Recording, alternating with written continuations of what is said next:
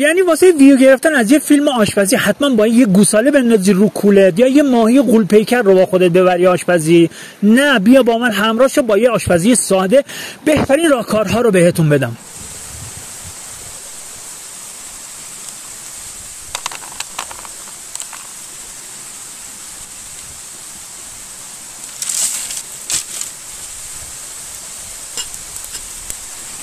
بوی چوب واقعا آدمو دیوونه میکنه.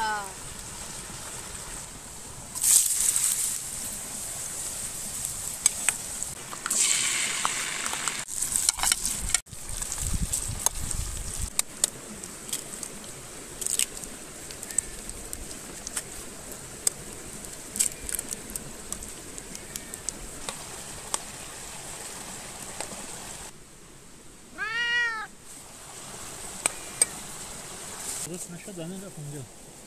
وقتی میره اونجا آدم میاد اونجا دیگه.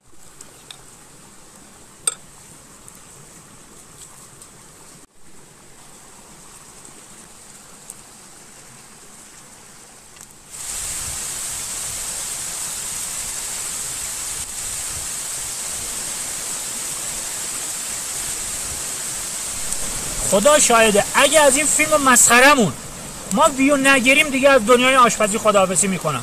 حالا ببین دیگه